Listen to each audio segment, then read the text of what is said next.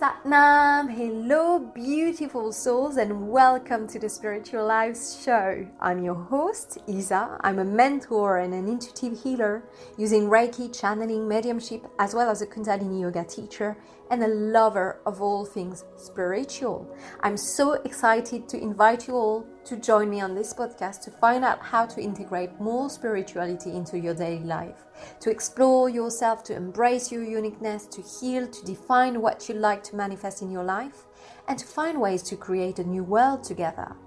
Some of the shows will be just me sharing my own experiences and stories, and other shows will dive into discussions with brilliant human beings. You can expect conversations about modern spirituality, awakening, alignment, spiritual practices, purpose and life's missions, mediumship, clairs, Reiki, yoga, past lives, and so much more. You will also get regular guided meditation that I channel from archangels to offer you support and healing. I believe that you are unique, that you are a beautiful soul searching for your truth and happiness. I believe that you have a unique voice, and once you find it, you can have a great impact in your community and in this new world that we are all creating. So let's get started. Remember to subscribe to listen to all episodes and join me in this deep exploration and alignment to self. And get in touch on spirituallives.co or at Spiritual Lives on Instagram. I'd love to hear from you. And if you want to join an awesome spiritual community, join us on Facebook at Spiritual Lives Community.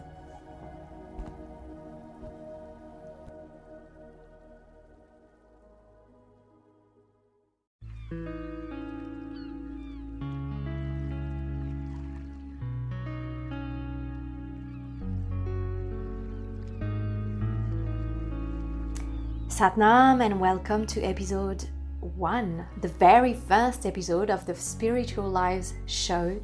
I'm Izza, and in today's episode I will talk to you about my spiritual awakening.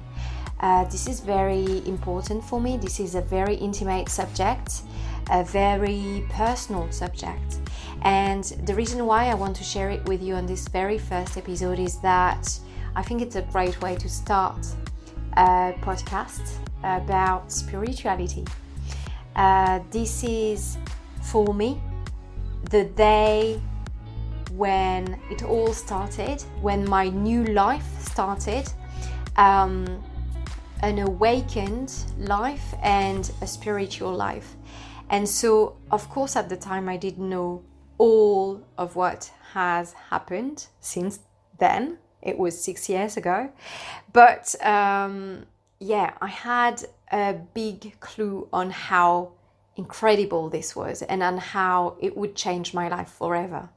So I want to share that with you because at the time also, at the same time as experiencing a beautiful awakening, I felt very much alone and I couldn't find any support and guidance.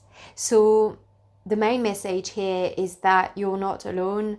We are all experiencing at some point in our life these whoa moments where you're just a new person, and it's just about finding the right community for you, finding alignment with your highest self, finding the right tools and maybe the books that can support its experience. And so, yes, that's what I want to share with you today. So, to explain to you a bit more why my spiritual awakening was such a wow moment, I need to go backwards and talk to you a bit more about my upbringing. So, I have a mom who's agnostic, so that means that she believes in something beyond, and something greater, but not in a religion per se. And by my stepfather, who is anti-clergy, anti-religious, anti-religion, very much of an anarchist really, really a proud atheist, and I have a dad who's a Muslim, and who has a very spiritual experience, but because I was never really close to him, I never really wanted to share his experience of God with him. And so, especially when I was a teenager, I was rejecting a lot of this, and I followed more of an atheist path. And it was actually something I was really proud about. And I'm not saying, today I would feel the same, but I was really proud of not believing in God, of not believing in any religion. And I was really negatively impressed by all the wars and the religious wars and stuff like this. And for me, this was the main thing that came out of religion. And so, because there was no separation between spirituality and religion for me at that time, because it was the same thing in my mind, I wouldn't have anything to do with religion nor spirituality. So this was my environment when I was a child and when I was a teenager.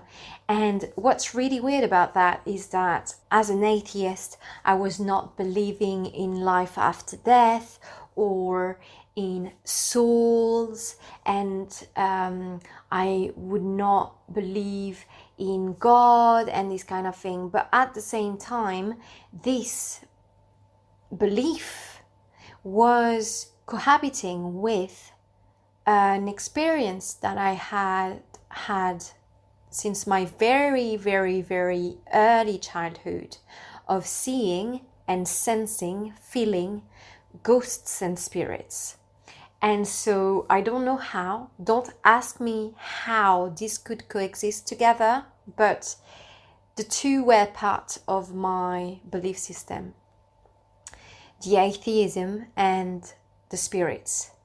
And I would only later discover how this created kind of like a misalignment with myself, because I was atheist, these experiences I was having were dismissed immediately. So when I think about my spiritual awakening, I have a few things, of course, that come in my mind, and lots of synchronicities. And the very first clue that I was able to recognize only after my awakening was a book that I read, The Wheel of Life of Elizabeth Kubler-Ross, that I really, really recommend to everyone. I read it in 2012 when I was in my first year of masters, and it made a great impression on me just because Elizabeth Kubler-Ross was a doctor, and she was speaking about life after death. She was speaking about experiencing and seeing spirits. She was speaking about guides, spirit guides.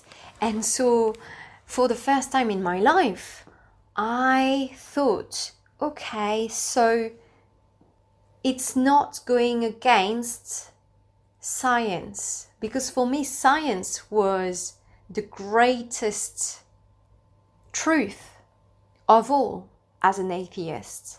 So the fact that for the first time I saw somebody who was really well educated, she was a doctor, she was able to treat people, she was able to support people in their healing and stuff, but at the same time she was believing in life after death. And she was saying that she had experienced this whole reality from a doctor's perspective, because she was only working with dying people, it was wow, it was like, oh my God, so actually science and spirits can cohabit in a way. And it kind of opened a spiritual door for me, even though it was just the first step and I was really far away from, who I have become now. And then in 2014, at the end of my marketing masters, I decided that I would travel to London, that I would live there for a while, and I just wanted to experience expatriation and to live in another country, and it was all very exciting. And a few days before leaving France, I had a call of my mom, who was with my aunt, who was really sick. She was really ill. She had cancer. And she called me and gave me more details about her state of health. And I realized that she was gonna die very soon. And it was very sad, and it was all very, sudden. And the reason why I'm talking about this is that when I arrived in London, she died 4 days after. And the reason why I'm saying this story is that it had a very big impact on me, because as I was seeing spirits sometimes, as I was feeling spirits sometimes, I was convinced that I would feel when my aunt would depart, and I didn't feel anything. And my mom told me around 2 weeks afterwards. So I was really mad. I was really mad at myself. And on the very day I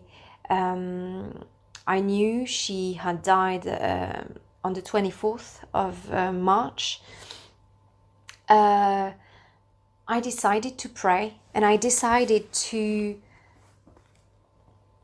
address a message to my aunt and to talk to her.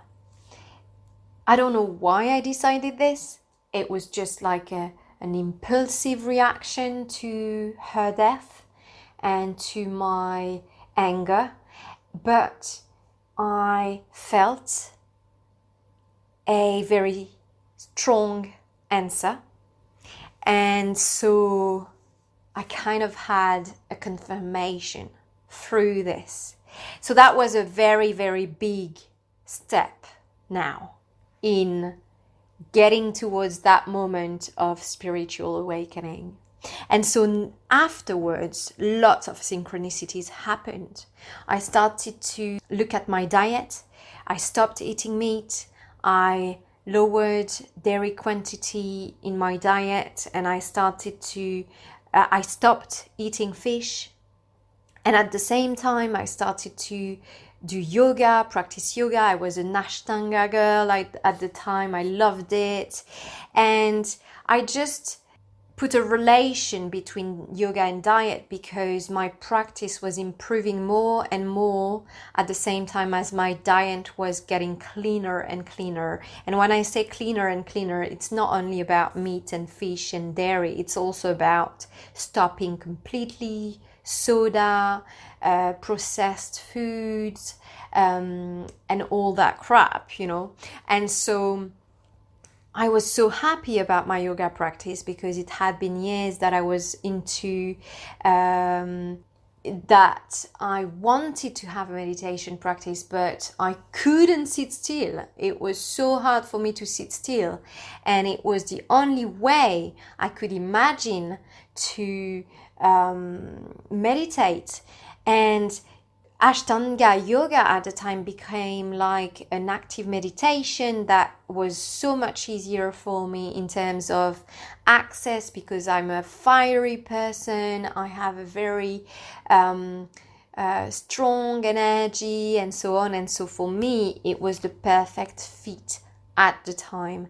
And as I was doing yoga, as I was getting this cleaner diet. I started to meet new people as well, because I was in this new, very exciting city, which is London. And, I discovered through discussions the law of attraction. And this was another big step in my life, because at this time when I discovered this theory of the law of attraction, I was like, oh my god, that makes total sense.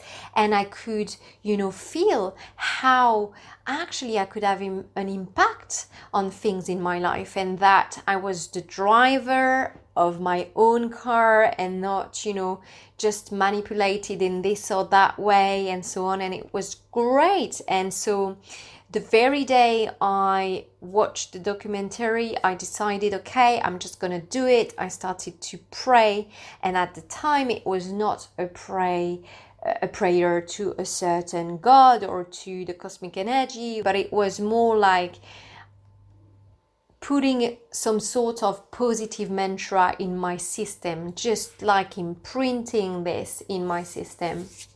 And as soon as I started, I actually manifested something very, very precise in my life through the law of attraction, through the whole process, that is described in the documentary that most of us know now.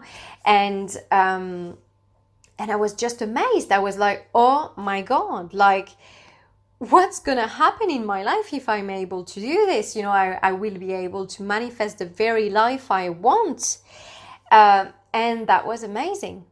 And I continued to have lots of synchronicities. I also met a girl who had such a strong intuition, and she was clairvoyant as well, and she guided me on a different path, not very strongly, but she just, put hints that were saying, maybe look into what you're doing, because it may not be the best thing for you. And at the time, I had just arrived in London, and I actually met that girl on the plane to come to London. And I was working in a retail shop. Was not happy about that, because I really wanted to have a career in marketing. I wanted to become this marketing strategist, and this kind of stuff that I was really passionate about at the time. And I started to look into my goals and the things that I liked when I was a little girl, and when I was a child, and when I was a teenager. And this was not it. I was passionate about history, writing, reading literature, about witches, and about healing, and about plants, and about the spirits that I could see or feel. And I was actually passionate about lots of stuff that were beyond my understanding, but also that were not compatible with an atheist mind in a way. So it made complete sense that I had not chosen at the time to do one of these things. And when I started to think about that, it kind of created the required space for change, and I started to write. And this was another big step towards my spiritual awakening, because when I started writing, I started to have these download of information, which I now called claircognizance. But at the time I didn't know what it was, but I could write entire pages and pages with stuff that just appeared in my mind. It was just crazy, and it made sense, and it was actually quite brilliant.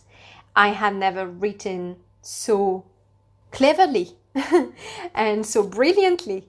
And so I was really amazed of that, and I reconnected with this dream of mine of writing a book, and it became an obsession. And I was like, yes, of course. How did I forget that? How did I forget it?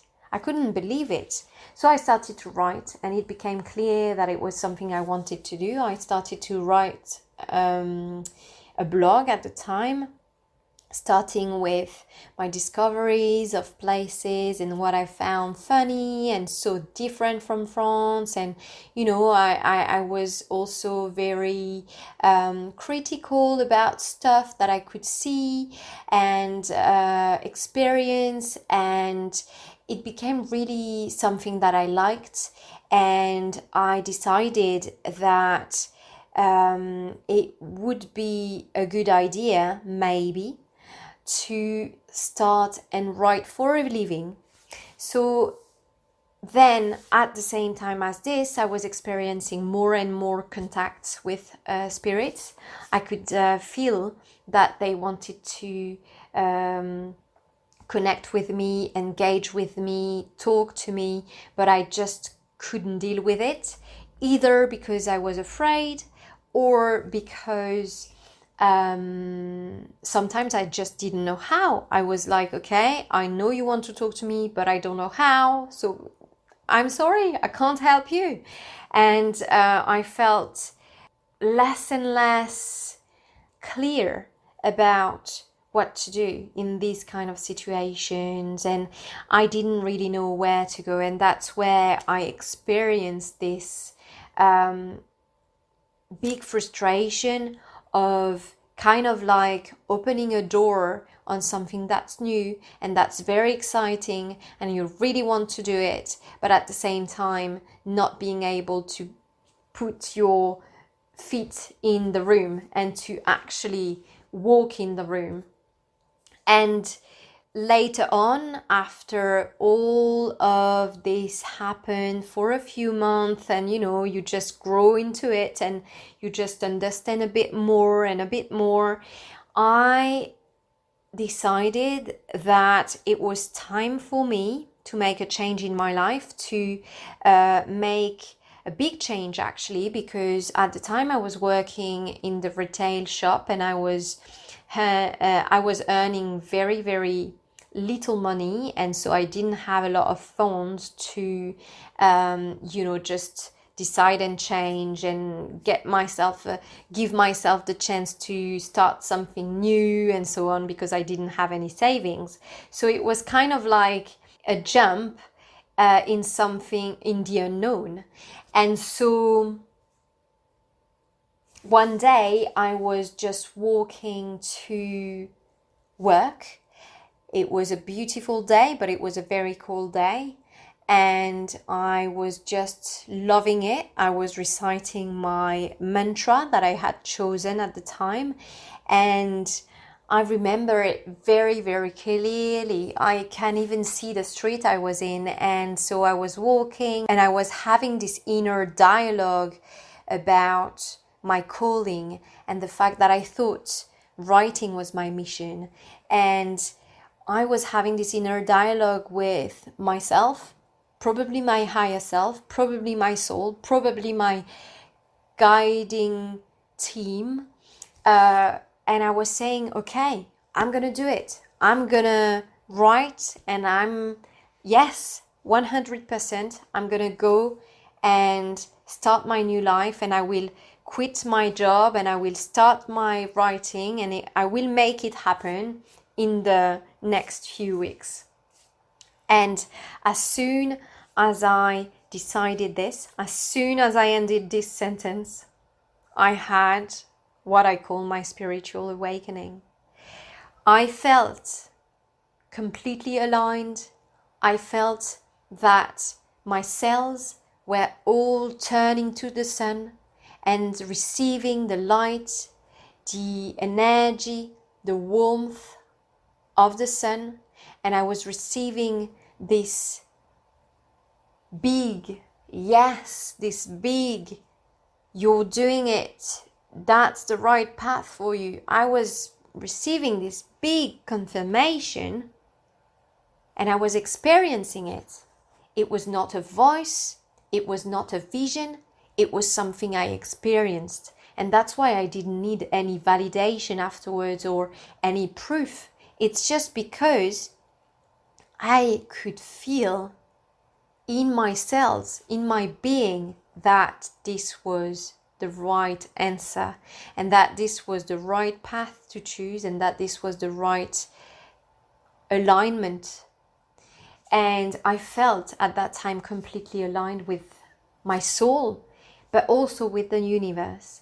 And I just saw clearly this sparkle of the divine, of the universe, of the cosmic energy, whatever the name you want to give it, of God.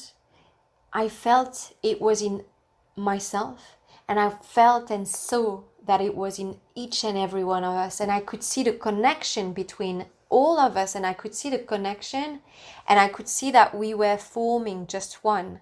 We were indeed separated by incarnation in different human beings, but we were all one. And I could see it, which changed my life, because from the moment I had been able to feel and see that, from the moment I knew that writing was my calling and my mission, and the mission my soul chose for me, and that this truth, my truth, was always and will always be aligned with my inner joy. And that's why I always say to everybody I train and support and guide, joy is your inner compass. Because whenever you are on your path, whenever you take a decision that's right for you, then you can feel the joy. So that was what I felt in that moment. So from that moment on, I had to change my life. There was no other way. There was no other choice. I decided that I would not have a career in marketing, and I'm very glad of it now. And I'm not saying, of course, that marketing is a bad thing, or that it's not something that can be aligned with your truth. Of course not, but for me it was just not the right thing. And I decided that I would write, and I started to have clients. And once I had taken a step, it all just unfolded because it was meant to be. And I decided that the second most important thing for me was to be independent, to work for myself, because I didn't want to work for an employer who would want certain things from me, like working late, or not taking this day off, or not living my life. For me, and I know it can be very extreme from certain point of view, but I still believe in it. For me, it's just giving away my life if I work for somebody who's gonna ask me to do certain things, taking my own time for it.